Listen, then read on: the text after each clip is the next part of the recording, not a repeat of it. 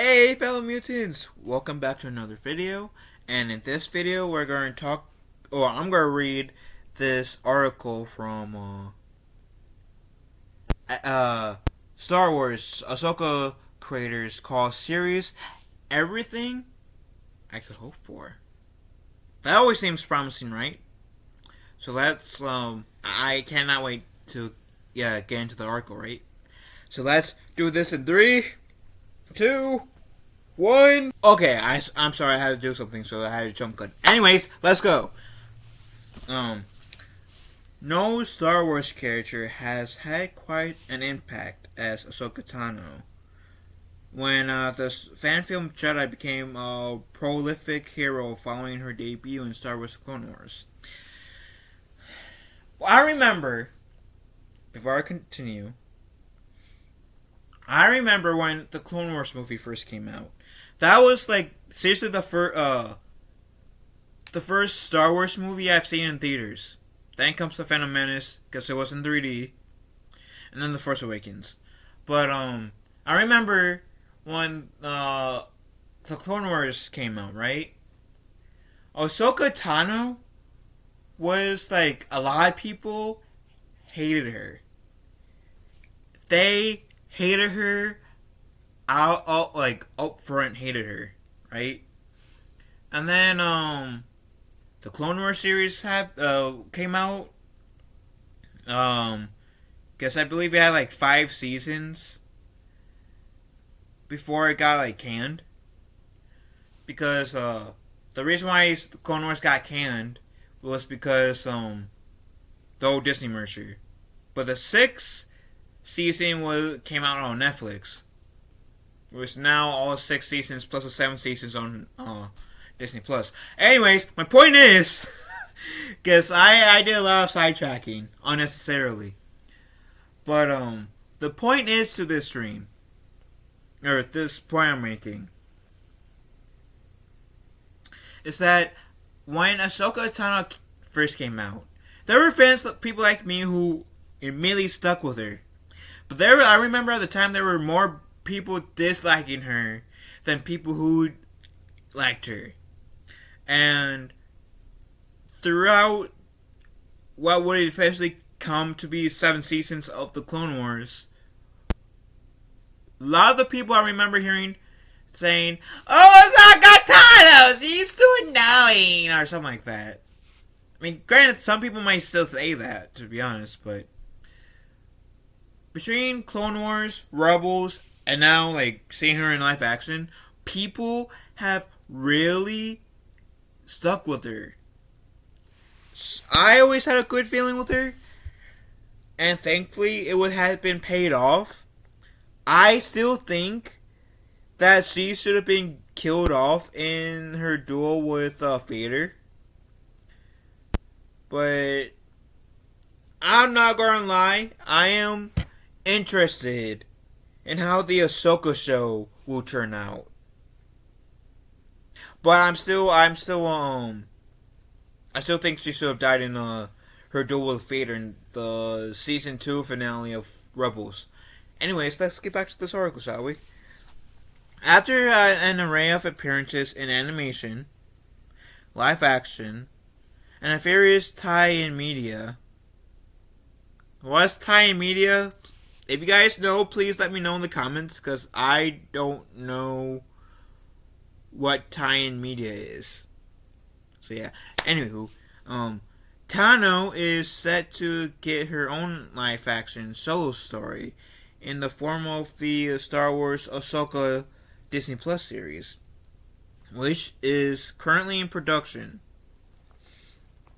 In a recent interview with Dagobah Dispatch, Ahsoka creator Dave Filoni provided a pretty epic update about how production on the series is going, and called the experience everything I could hope for. "Oh, it's fantastic," Filoni revealed. "I mean, it's everything I could hope for. I never dreamed of running a live action series, as I was learning over these years. But to have a character that just come up over the years with a lot of fans as they've grown up, and now she's at a point where we can do this. It's wonderful to be at the same to be this same person guiding it across the different mediums. I think lends a consistency to the character that's uncommon. A lot of times when you're an animator, you watch your creation kind of spin off and it's taken by the people. You never know. Filoni continued. And you want to take care of these characters because you know them so well, and it's a really unique situation we're in because it's awesome. There's no other way to put it. The simple answer is just, yeah, it's awesome. And I have to say, that's the one thing I do respect. That Ahsoka wasn't really handled by like multiple people per se, if you get my meaning. Dave Filoni always overlooked it. And even though I'm still in the camp that Ahsoka should have died in her duel with Vader, I can respect the fact that this entire time Filoni has overseen the character growth for Ahsoka. And honestly, Ahsoka is my favorite Clone Wars hero. And the reason why I'm referring to Ahsoka as my favorite Clone Wars hero besides Jedi is because, yeah, in the first 5 seasons of the Clone Wars, she was a Jedi. But towards the end of season 5 of the Clone Wars, that's when Ahsoka said bye Felicia to the Jedi Order after being framed for something she didn't do, kicked out because she was framed for something she didn't do, and she was off her back because she said bye Felicia. But she ultimately, in season 7, did work with a Jedi, and what did she have intentions of coming back to be a Jedi? Maybe at some point, if things played out differently. If Order 66 did not happen, then maybe at some point Ahsoka would have been open to have returned to be a Jedi, but towards the end of the Clone Wars, she wasn't really a Jedi. She was more so a Clone Wars hero, which is why I say Ahsoka is my favorite Clone Wars hero. Obi-Wan is my favorite Jedi of the Clone Wars era, but Ahsoka is my favorite Clone Wars hero. I hope that makes sense as well. I might actually go more in depth with that in the future in a video form. Let me know if you guys want me to do that. So, anyways, let me get back to this because I feel like I stepped off long enough. Spinning out the events of Star Wars: The Mandalorian, Star Wars Ahsoka will follow the ongoing adventures in the titular character. The cast of Star Wars Ahsoka also includes Hayden Christensen as Anakin Skywalker, which I'm happy about. Before I get into the rest of the cast, I'm really, really, really happy that they're getting Hayden Christensen as Anakin. Of course, he has to be a Force Ghost at this point because he's dead. Anakin, I mean, not Hayden Christensen. But I'm really liking the fact. Just make sure. Okay, good. I got enough battery power. Sorry, but I really like the fact that they're bringing Anakin in here. Maybe, Anakin could encourage Ahsoka to potentially take on Grogu at some point as her Padawan, like train him for a few years. Of course, that means him having time away from Din Djarin, which I'll be actually looking forward to. And this time, have more time spent away from Din Djarin. Like, have Mando season 4 or 5. No Grogu. I'm sorry. I know Grogu is cute and all, and he has a lot of fans, but I want to see a Mando's Lorian season that does not have Grogu in it as a regular character. Now, as a special guest, I don't mind. As a cameo appearance, I don't mind. But as a main character, I also love Grogu not being a Mandalorian. And maybe having Force Ghost Anakin in here can encourage Ahsoka to take on Grogu, which means that he will be a regular in here. But my point is, I would like Ahsoka to take him so we can see how Din Djarin is in a complete Mandalorian season without having Grogu around. See where he grew from like episode 1 to now. You know, like a little time without Grogu. If that makes sense. Anywho. So, Hayden Christensen as Anakin Skywalker. Natasha Liu Bordizzo. I do apologize if I butchered the name. As Sabine Wren. And Mary Elizabeth Winstead. Ray Stephenson. And Ifana Sakno is currently unknown characters or unknown roles. I'm hoping we'll also get Katie Sackhoff in here because, like, I think like isn't part of Ahsoka supposed to take place before Mando season 2? So I would also like enjoy seeing when was the last time Ahsoka and Katie Sackhoff's character, which I'm blanking on the name, met. If that's too much in the season, I don't want that to happen, but I want that to happen only if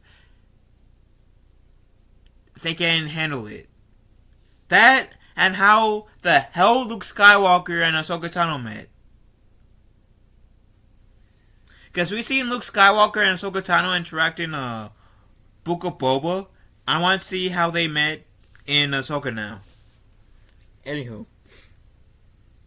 The series is written and executive produced by Star Wars iconic Dave Filoni, who was pretty much George Lucas' apprentice, with Mandalorian's Jon Favreau's executive producing as well. It's thrilling, I gotta tell you, Filoni briefly shared with Empire on our process of writing the series. It's something you imagine doing for a long time, and then it's kind of startling when you're sitting there, and now you have done it. And now you have to do it, sorry. I thought of this adventure for Ahsoka for a long time, and it's interesting to see how it evolved. The writer pointed out, years ago, I never would have imagined that it was sprung from a branch of tree that had anything to do with a guy like Din Djarin, or a child that looks like Yoda.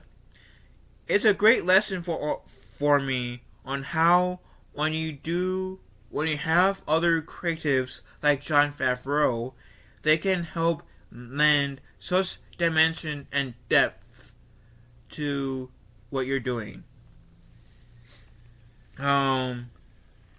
This Star Wars Ahsoka is expected to debut on Disney Plus at a later date. And when they mean later date, they mean like next year. So, I think, out of all the shows that are coming out, Andor, Bad Batch Season 2, Mando Season 3, Ahsoka, and I believe there's like Path of the Jedi or something of the Jedi. I forget the name. And I think there's like 2 more shows that I'm also happy and praying for. So I think we're getting a set of 7 shows. Tales of the Jedi is the one that was trying to remember when I was said Jedi. So Tales of the Jedi is the one I have mentioned. Anyways, I think there's also like 2 more shows that's coming out as well. So in general, there's going to be like 7 shows that we can look forward to, right? Out of all those 7 shows, and correct me if I'm wrong in my number, it may have been, but out of all the shows, my point is, out of all the shows, I think I am the most excited about Ahsoka, or most interested, as to say, in Ahsoka. Ahsoka, like I said not too long ago, is my favorite Clone Wars hero, my favorite Clone Wars character, and I've been a fan of her since day one. And I am very much intrigued with where Ahsoka's journey will take her in this series. Now I'm still loving the fact that as Rosario Dawson is playing Ashoka Tano. She has killed it so far as Ahsoka, because Rosario Dawson only played Ahsoka twice? Once in a Mando and the other in Book of Boba. And both times, I really, genuinely enjoyed Rosario Dawson's portrayal as Ahsoka. She embodies the character so well. I feel like she really understands the character so well.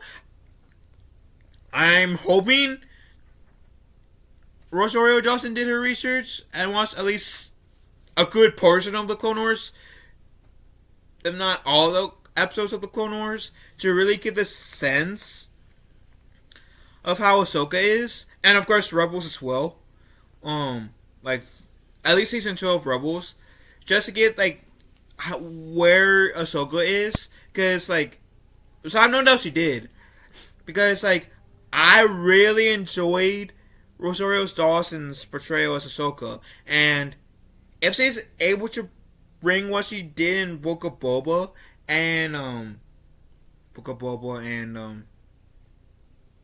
Mando into Ahsoka, I'm telling you right now, bringing Ahsoka into live action could be potentially one of the best things Disney Star Wars did. Now, I'm saying could be because, yeah, I could say that with the 2 times that we've seen Rosario Dawson in, which I just love her to death as Ahsoka.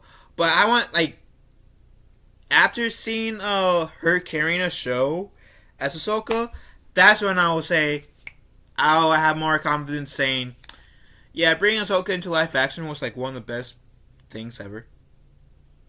But until then bringing Ahsoka in to live action has to be a really good thing they did.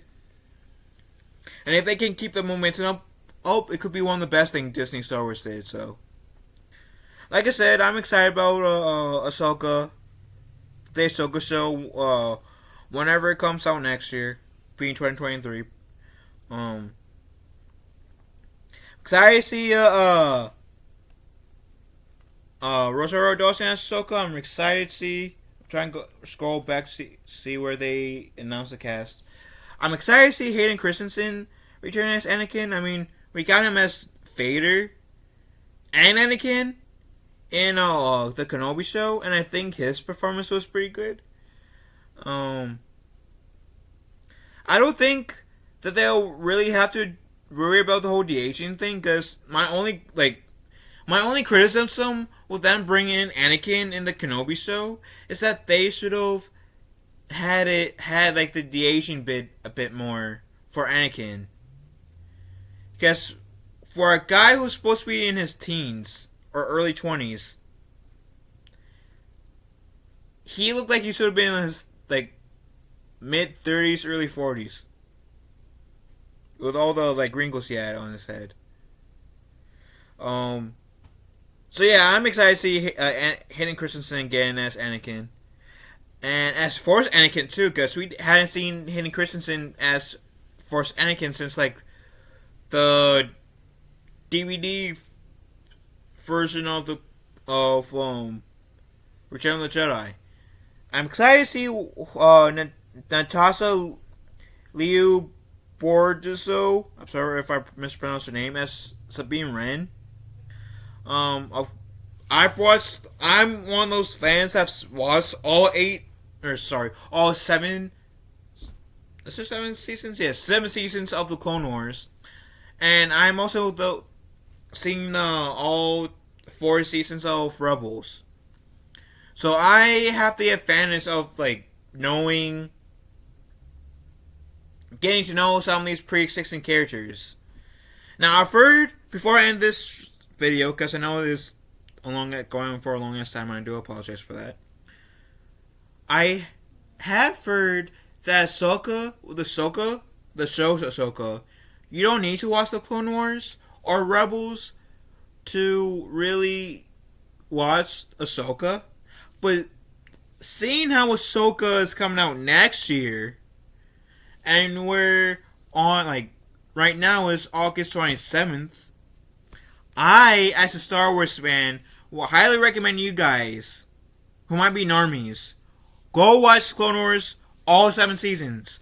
Go watch Rebels all 4 seasons. You guys got time before the Ahsoka show comes out? I'm saying that so you guys can have some background knowledge of like Ahsoka, of Sabine. I get to know Anakin a bit more beyond like the 6 movies, like him as Anakin and then later as Vader. Just as background knowledge. So that's my advice. If you guys are coming in here, as well as saying, should I watch the Clone Wars? Should I watch Rebels? Yes. You guys will be able to assuming Ahsoka's good, assuming the Ahsoka series is good, you guys will be able to appreciate the series better. If that makes sense. Anyways, I'm going to shut up now. Gonna link this in the pin comments down below. What do you guys think about this article? Let me know in the comment section down below. Love you guys. Have a wonderful day. And may the Force be with us all.